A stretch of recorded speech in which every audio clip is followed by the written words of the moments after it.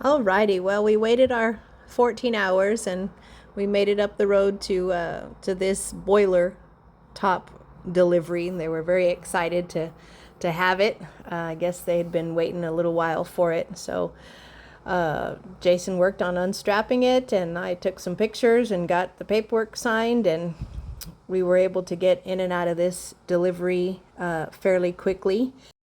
I'd like to know from you guys, leave me a comment. Let me know how you other hotshots that are hauling out there that are watching me, if you guys are hauling oversized loads.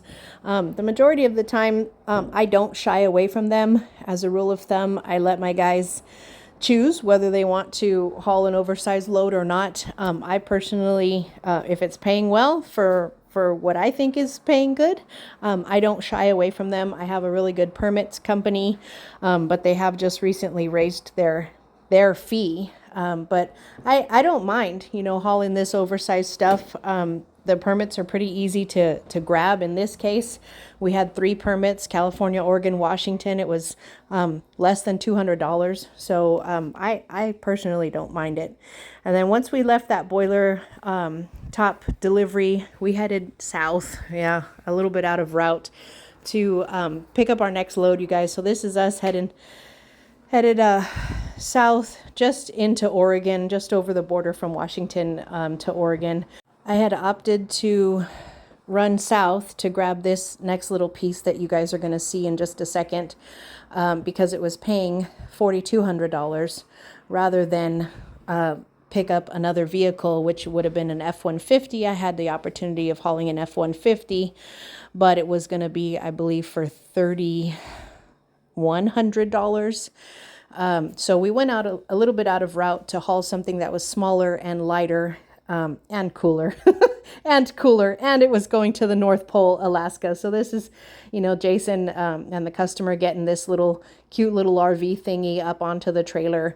And I think I was dispatching at the time, so I didn't really do a lot of helping on this one, but I took pictures, filled out some paperwork. Again, $4,200 bill. It was 1,500 pounds max, and it was 15 feet of deck, and it was perfect. It rolled right over the poles. The customer put it on, hitched it to their truck, and just rolled it right up on there, and it was just perfect. And then we drove back north, back towards Seattle. We picked up this quote unquote inoperable, as you can see, that's not true, but a quote unquote inoperable Ram 2500 for a $4,600 bill. That one was quick and easy. Apparently the broker thought that there was no batteries in the vehicle, but it looked to me to be a brand new vehicle and certainly did have batteries in it. So we didn't have to use the winch. We thought we were going to use the winch, and we did not have to do it. So that was a really quick and easy little pick up there. And again, $4,600. You guys want to see what $17,800 looks like? Check it out. Bam, right there. So we picked up that one yesterday, $4,200 bill going to North Pole, Alaska. Freaking cool. The poles from my direct customer are paying $9,000, and that we rolled them under both of these pieces. Those are going to Fairbanks, $9,000. And then we just loaded this Ram 2500, which is going to, I forget where in Alaska. That's $4,600. So altogether we're looking at $17,800 on 2,000 miles basically. Maybe, well, we'll add in stops and whatever, so we'll call it 2,200 miles. Well, problem 492 of the day, or the week I should say. Jason had the front tires and brakes. He replaced the front tires and he did the brakes on the front axle. And coming up here, he's like, I hear something. Well, he needed the rear brakes. So he had already bought the brake pads, and we've come to realize that, again, you guys, this is a very, very, very different truck than your standard 1-ton hotshot truck. So we realized that a 1/2-inch impact is not going to work. A giant breaker bar is not going to work. He already busted through all this stuff. Let's just take a look. The tools that we have to buy, you guys, are crazy. Busted through the snap-on. Okay, busted through the snap-on, just broke clean off. Then he went to O'Reilly, walked to O'Reilly, busted that one didn't work. Got this one. That one busted. You know, can't even pull the lug nuts off by hand, much less here's the broken pieces. And you know, what can you do, right? We went to 2 different tire shops. Les Schwab, poop on them. They were awful and mean and horrible to us. Jason just needs a 1-inch impact to break the lug nuts loose so that he can you know, put new brake pads on. And we went to Harbor Freight, right? We went to Harbor Freight and we see this truck in the parking lot, and he's like, he parked next to it, right? And the guy was not in the truck yet. So we're hanging out, right? We're stalking this guy. He doesn't even know it. He's in a big old service truck, right? Mobile mechanic truck. You know, the guy finally shows up to his truck, and Jason's like, hey, you want to make 40 bucks? You know, he's like, yeah, what do you got? You know, didn't skip a beat. Really cool guy. Here he is. They're already starting. We went to this RWC here in Bellingham, Washington to pick up oil filters and fuel filters and stuff like that. And it just so happened that we were at the Harbor Freight parking lot, and here's an RWC truck. And the guy was like, the guy's way cool. I'll have to catch his name. There he is. Way cool freaking guy. He's like, I'll help you guys, you know. And so we're hoping that his 3/4 inch and all that big old air on the air compressor is gonna bust these lug nuts loose. For us, otherwise we're gonna spend a lot more time on this issue. And that's one of the things, you know, Jason likes to do all of his maintenance himself, of course. I am very pro being self-sufficient as well. When you just step up in a truck like this, when you just step up, I mean, he's got to have to like rebuy all these different tools and stuff like that. It's just, you know, on a 1-inch impact, if you want a battery operated one, they're like $2,000, okay?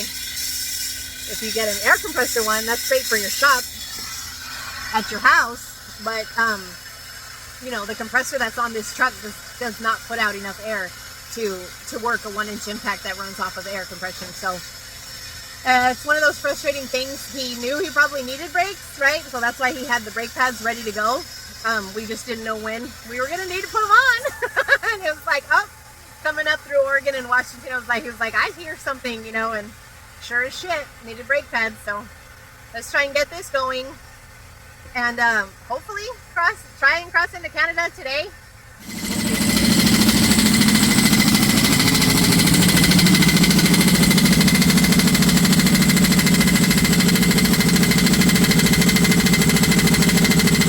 It's a bigger problem than just the brake pads, ladies and gentlemen. Take a look at that rotor. She went a little too far, huh? Yeah. Time for me to jump on the phone and try and find some parts. Well, I thought we would be crossing into Canada by the end of today, and looks like maybe not. Hopefully we don't have to drive down to Seattle to find these parts or to get these parts. I've already called a few part stores and waiting on some calls back, but this is not the delay that either of us wanted, but it's got to get done. You know, there's nothing that can be done other than fix it. It's got to get fixed right. You can't put brake pads on rotors that look like that. So keep your fingers crossed for me, guys. If I can find a socket, it would be better. Here's the passenger side, boys and girls. You got the right socket for it. It's not as bad, but it's still bad. And they're not on their Son of a gun. socket, 'cause it's not impact socket. This is what happens. One of the things y'all gotta watch out for and be mindful of when you know, you buy a new used truck. It's new to you. It's not new. I'll tell you what, boys and girls, the good Lord is blessing us. He blessed us that we found this guy at the Harbor Freight friggin', you know, parking lot and stopped him. We called a local parts place and they have him in stock. So Jason took an Uber. Jason took an Uber because all the tires are off of this truck.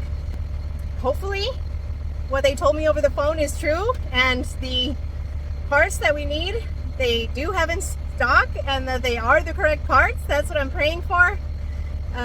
So hopefully we can get back on the road. Ta-da!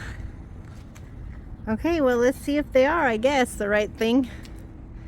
I mean, shit. That looks good. Hey, I like your decals, Jace. At least your stickers are cool, even though your brakes aren't cool right now.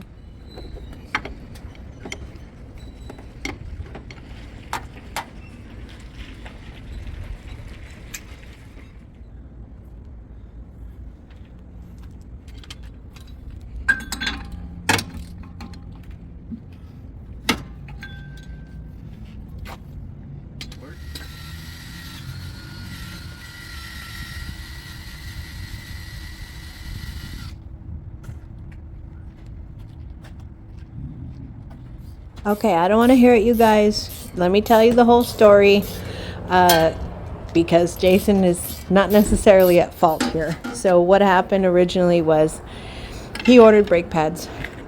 He flushed all the fluids on the truck. You know, he did a whole bunch of prep work on the truck to get it rolling, right, when he first got it. He knew he needed brakes, or he knew he needed to check the brakes, right? And so he purchased front brakes, he purchased rear brakes, and he purchased a set of 6 tires on Amazon. Well, Amazon sent the wrong freaking size tires. So then he had to go to just a regular tire shop and pay twice as much for the front tires, because he did need front tires for sure. When he replaced the front tires, he replaced the brake pads. Judging by how the front brake pads were, he figured, okay, well, I'm probably going to need rear brake pads. But because he was not switching out those tires, he didn't have the opportunity to inspect the brakes or replace the brake pads. So that's kind of the story of how we got to this point. It's one of those things that you're not sure, because it is a used truck, but you've got to inspect it. But on the other hand, I asked for help and I was like, hurry, hurry, hurry, and we had to go, you know. So it's one of those things that we knew was going to be needed, didn't realize that it was as far along as the problem was, and that the brakes needed to be addressed as quickly as they did. So I don't want to hear you guys. Don't give Jason a hard time. You know, it's Amazon's fault.